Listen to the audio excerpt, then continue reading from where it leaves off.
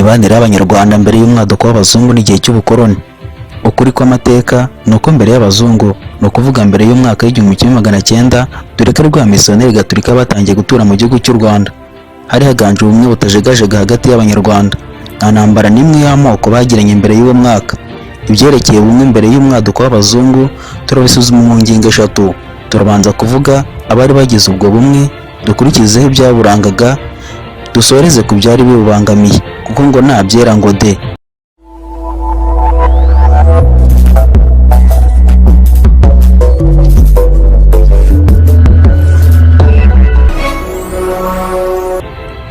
Ingingo ya mbere rero, mu bijyanye n'ubumwe bw'Abanyarwanda mbere y'umwaduko w'abazungu, turatangira twibaza tuti ubumwe bwari bugizwe na bande?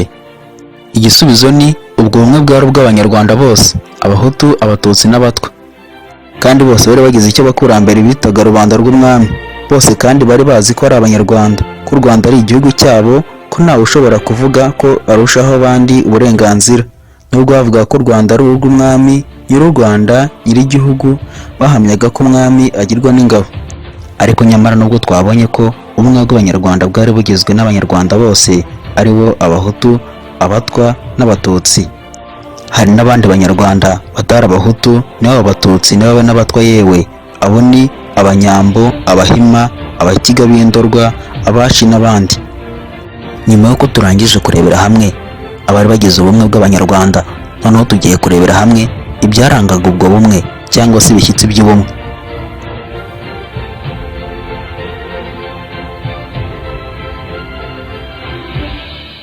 Muri ibyo bintu byarangaga ubumwe bw'Abanyarwanda rero twavugamo ubwoko, ururimi, umuco, idini, umwami, imitunganyirize imwe y'inzego z'ubutegetsi, iz'umubano, iz'ubukungu, iz'agaciro k'ibintu, yewe n'iz'imiturire.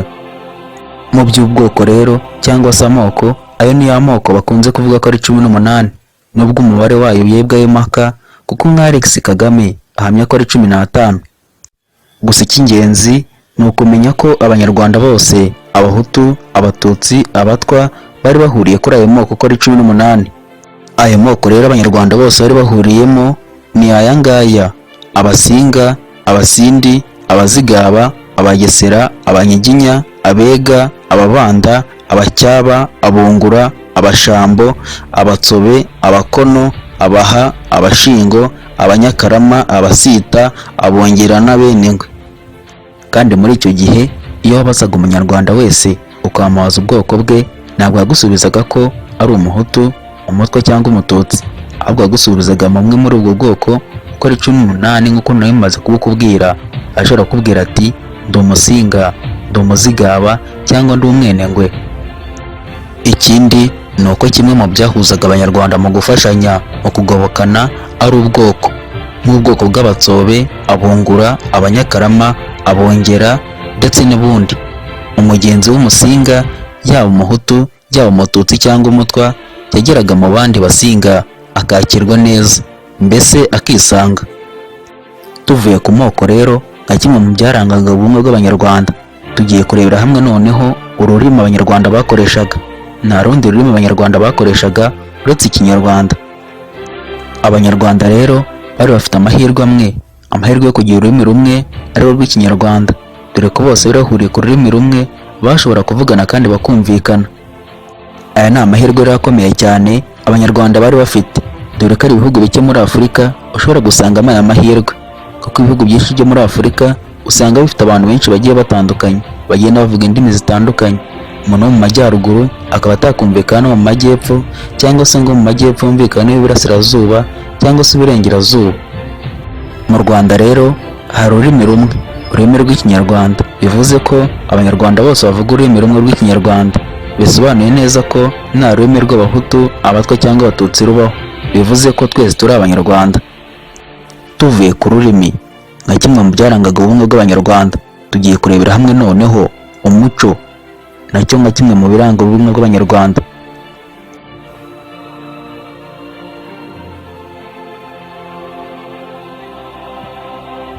Umuco rero ni ukuvuga imico, imihango, imigenzo, imiziririzo, ubugeni, ubukorikori, ubuvanganzo, imbyino, ubuvuzi bw'abantu n'ubw'amatungo.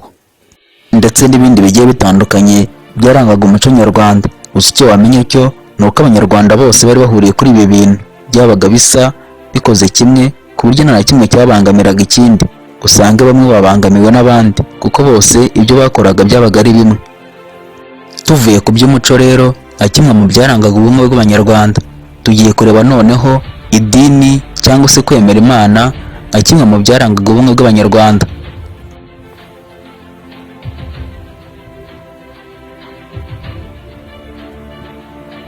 Ibyo dini rero bamwe bita iyobokamana bishingiye ku kwemera Imana no kubaha abakurambere, guterekera abazimu, kubandwa, kuraguza. Guterekera rero byahuzaga abazimu n'abapfuye, muri make kwari ukubibuka. Ababaga barahuriye mu mandwa, umwe yarabyaye undi mu mandwa, bagiranaga umubano w'umubyeyi n'umwana, ndetse n'abana babo bikabageraho bakamera nk'abavandimwe. Abahutu, Abatwa n'Abatutsi babandirwaga hamwe nta kurobanura, uwo bereje akabandisha abandi.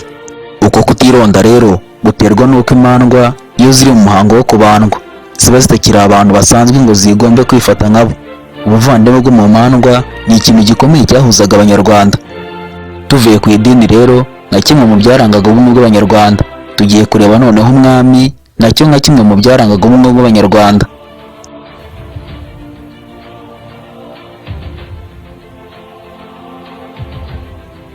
Umwami rero yari ipfundo ry'abanyarwanda bose.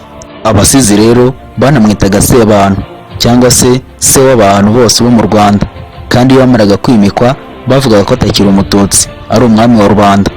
Kandi mu mibereho ya buri munsi Abahutu, Abatwa n'Abatutsi bashyikiraga ku mwami. Cyaraziraga guheza umuntu kubera uko asa cyangwa kubera uko areshya, uwabishakaga wese yageraga ku mwami. Muri make nta gitangira yari hagati ya rubanda n'umwami, kuko umwami yari uwa rubanda. Muri gahunda yo kwagura u Rwanda rero nta mwanya w'amakimbirane hagati y'Abahutu, Abatutsi n'Abatwa, bose umwami yabahurizaga hamwe kuri uwo mugambi, maze bose bagafatanya kwagura igihugu, kuko bose nibo byagiraga umumaro. Muri make rero abanyarwanda bose babaga bafite umugambi umwe, babaga bafite umugambi w'uko bagomba guteza imbere igihugu cyabo kandi bagakomeza kucyagura. Tuvuye ku mwami rero nka kimwe mu byarangaga ubumwe bw'abanyarwanda, tugiye kurebera hamwe noneho imitunganyirize y'inzego zariho, zaba ari inzego z'ubutegetsi, iz'umubano n'iz'ubucamanza, nacyo nka kimwe mu byarangaga ubumwe bw'abanyarwanda.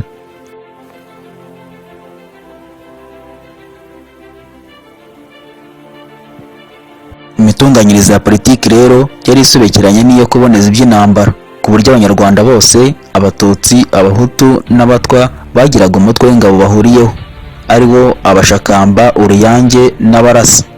Ntawakwibagirwa ubuhake aho bwari bwiganje, abantu bahuriraga kuri shebuja umwe bagataramana, bakaganira, bagafashanya, batitaye ngo ni Umututsi, Umuhutu cyangwa Umutwa. Ku banyarwanda bose rero umukobwa witwaga Gahuzamiryango akitwa Nyampinga yakiraga abantu nta gusuzugura, akaba yagira n'uruhare runini mu gukiranura imiryango, ageza ubutumwa bwe muri gacaca iyo yabaga amaze kurongorwa no kubyara. Abanyarwanda bose rero bari bafite urukundo rw'igihugu cyabo, bakumva ko bahuriye ku bunyarwanda.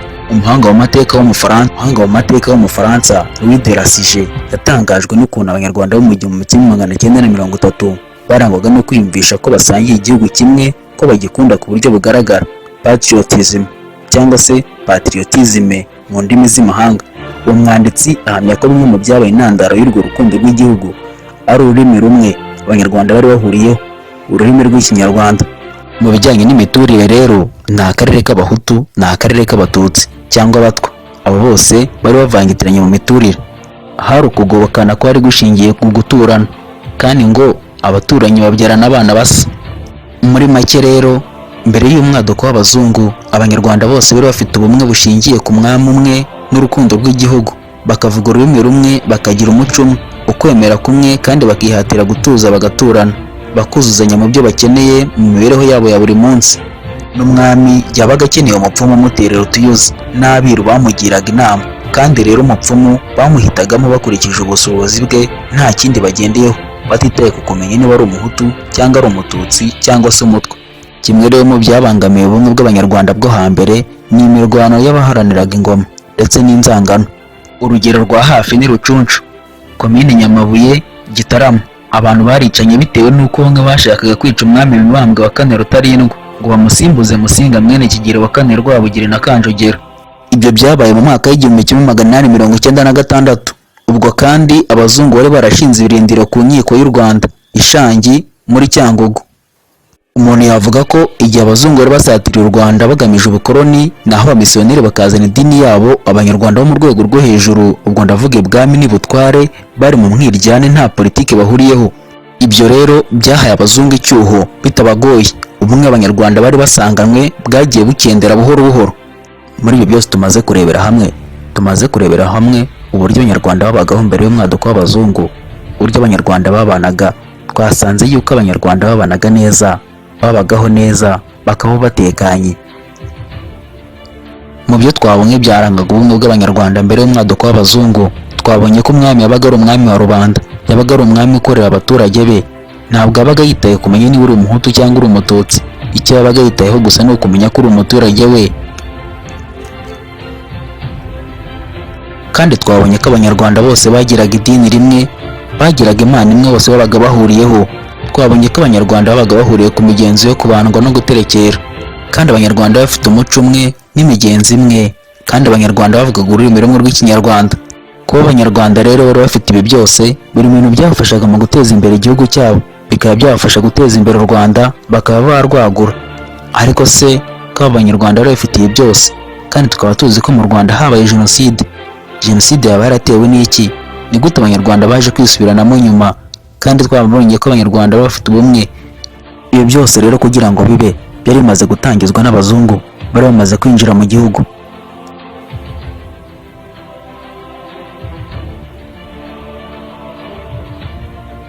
Igihe abazungu rero bakimara kugera mu Rwanda, ubumwe bw'abanyarwanda bwahise butangira guhinduka. Noneho ubwo wakibaza uti se ubumwe bw'abanyarwanda bwatangiye guhinduka gute? Aka kanya rero ibyo ngira ngo turebere hamwe abazungu bakimara kugera mu Rwanda, uko imibanire y'abanyarwanda yahise itangira guhinduka gake gake. Ubukoloni rero bukimara kugera mu Rwanda, ikintu cyahise kibanza guhinduka ni ubwami. Ubukoloni rero ubwabwo aho bugeze buhita butera imihindukire y'inzego z'ubutegetsi, iz'ubukungu n'iz'imibanire y'abantu. Ubwo byumvikane ko ubukoloni bukimara kugera mu Rwanda, ibyo byose bihinduka. Ikindi kandi ni uko ubwo bukoloni bwazanye n'amadini yo hanze, ariyo ubukristo n'ubuyisilamu. Aya madini kandi nayo afite inkurikizi mu mihindukire y'imibereho ya muntu, mu nzego z'iyobokamana, religiyo, n'uburyo bwo gutekereza n'imyumvire y'ubugingo n'ubuzima n'ibidukikije. Abazungu rero baje mu Rwanda, baje mu mpera y'ikinyejana cya 19. Basanze u Rwanda rwari rufite ibibazo mu rwego rw'ubutegetsi nyuma y'itanga ry'umwami Kigeli wa kane Rwabugiri, cyane cyane ibibazo biturutse ku ngaruka za Rucunshu nk'uko twayibonye hejuru. Muri Werurwe umwaka w'igihumbi kimwe magana inani mirongo icyenda na karindwi, Kapiteni Ramsey yahaye umwami Barirunda ibendera ry'Abadage n'u Rwanda kugukoragira u Rwanda. Ariko ibyo bibazo by'ubutegetsi byafashe indi ntera kubera ubukoloni, kandi wenda abanyarwanda bari kubibonera indi nzira, ibindi bisubizo byihariye, kuko n'undi abanyarwanda niyo bagiraga ikibazo cyihariye babaga bagomba kukikemurira. Ubwami bwahinduye isura, bwatakaje ingufu, ubwigenge burabura, bituma umwami ataragishoboye gufata ibyemezo n'ingamba zo kuyobora igihugu uko ashatse. Gucika intege k'umwami byari bisobanuye neza ko ubumwe bw'abanyarwanda bwari butangiye gucika. Ubu byari bisobanuye ko abanyarwanda batangiye gutatana, kuko umwami yabaga ari nk'ipfundo ry'abanyarwanda, yabaga ari umwami wa rubanda rwose. Ubundi mu bukoloni bw'u Rwanda, u Rwanda rwakolonijwe n'ibihugu bibiri, ari by'Ubudage ndetse n'Ububiligi.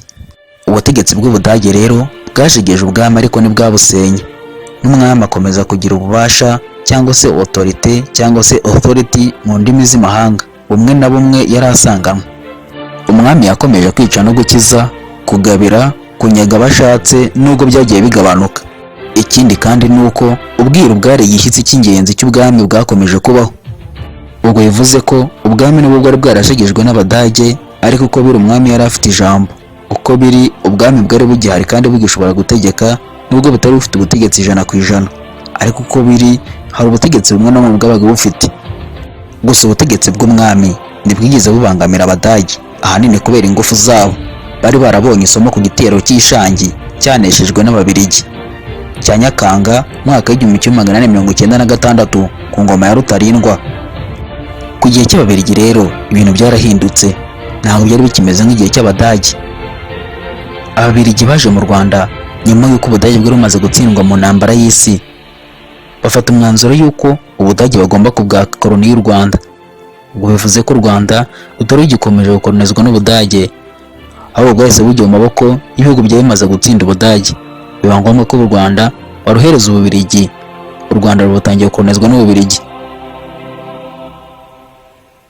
Ku gihe cy'Ababiligi rero ubwami bwataye agaciro. Mbere iteka ry'umwami ntiryasubirwagaho, ntawaricagaho. Mu mwaka w'igihumbi kimwe magana cyenda na cumi na karindwi umwami yategetswe gusinya ko buri munyarwanda azajya mu idini yishakiye. Kandi mu Rwanda rwo hambere ntibyari bisanzwe bibaho. Byari ngombwa yuko buri munyarwanda wese aba mu idini gakondo, aho babandwaga bakanaterekera. Nyuma rero y'uko umwami ategetswe guca iteka ry'uko abanyarwanda bose bagomba guhitamo amadini bishakiye, byari bisobanuye neza ko idini gakondo ryari rimaze gusenyuka. Kumara gusenyuka kw'idini gakondo byari bivuze ko buri munyarwanda bose bagiye gutandukana, buri wese akagira uko yemera n'undi akagira uko yemera, bitandukanye n'ibya mugenzi we. Kuba abanyarwanda bari batangiye kugira amadini agiye atandukanye, bamwe bakajya mu madini yabo abandi nabo bakajya mu yabo, ntabwo byari bivuze ko abanyarwanda bari gutangira kwicana. Aho noneho Ababiligi bagiye bazana noneho ikintu cya nyacyo noneho gishobora gutuma abanyarwanda bicana. Iki nta kindi, baragiye batangira kuzana ibintu by'amoko, batangira gufata ubwoko bumwe bakaburutisha ubundi. Abenshi bakunze kwemeza ko ibi byose byazanwa n'abakoloni cyangwa abamisiyoneri. Muri ibyo bintu bibiri rero byazanwa n'abakoloni twavugamo amagorwa cyangwa amaherere cyangwa ibyago bikomeye nk'itsembabwoko n'itsembatsemba byagwiririye u Rwanda. Gusa abazungu nubwo bazanye ibi byose ntabwo ari babiteye 100%, kuko iyo bataza kuba mu bushake bw'abanyarwanda ngo hagire abanyarwanda bamwe babafasha, ntabwo bari kubigeraho. Ubwo bivuze ko n'abanyarwanda nabo bafitemo uruhare kandi runini.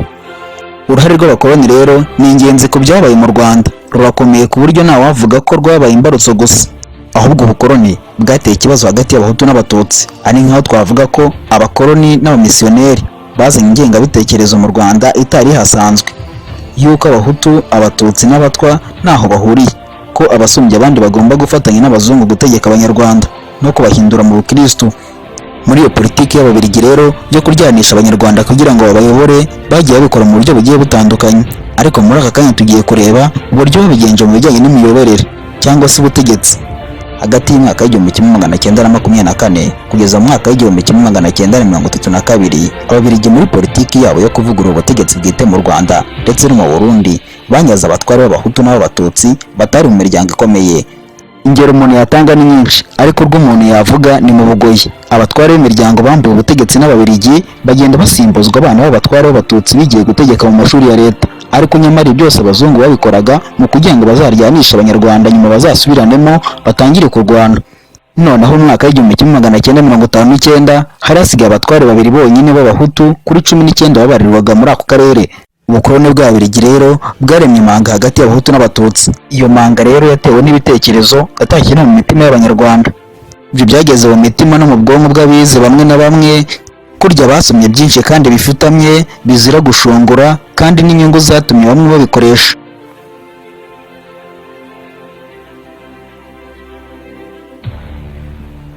Ubutandukane bw'Abahutu, Abatutsi n'Abatwa bwagiye bushimangirwa no mu baturage bari bifitiye ibibazo byinshi basangiye bw'imibereho yabo.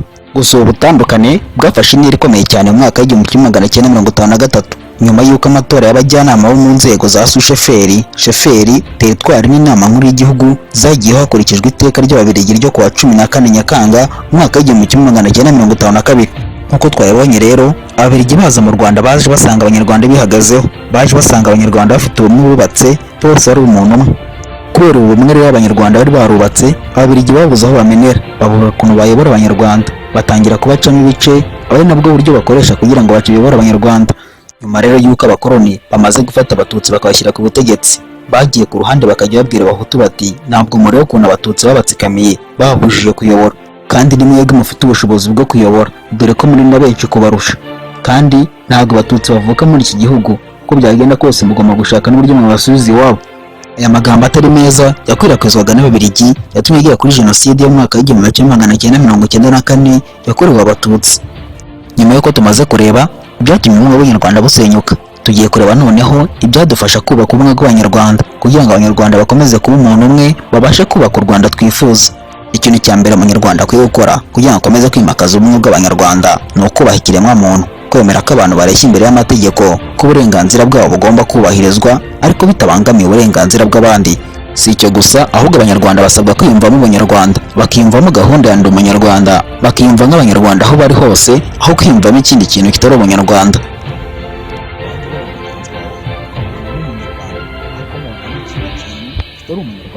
Kandi ikindi abanyarwanda bakwiye gukora, bakwiye kurema ubuyobozi bwiza n'imiyoborere myiza, ku buryo buri munyarwanda wese azajya yisanga muri iyo miyoborere nta kumuheza. Mu bijyanye n'imibanire y'abantu rero, umunyarwanda asabwa kugira ubupfura. Umunyarwanda agomba kuba ari wa wundi ufite imigenzereze n'imyifatire itunganye ishimwa na benshi. Umunyarwanda muzima agomba kuba ari wa wundi udashyira inda imbere, kuko gushyira inda imbere bibyara ubusambo. Umunyarwanda rero agomba gufashanya. Umunyarwanda kandi agomba kubahana, umuto akubaha abakuru, yewe n'umukuru akubaha abato. Niyo mpamvu nasabaga buri munyarwanda wese ahari ko yagerageza gukora icyo ashoboye cyose kugira ngo u Rwanda rukomeze gutera imbere, akirinda amacakubiri ya hato na hato, dore ko nta cyiza cy'amacakubiri.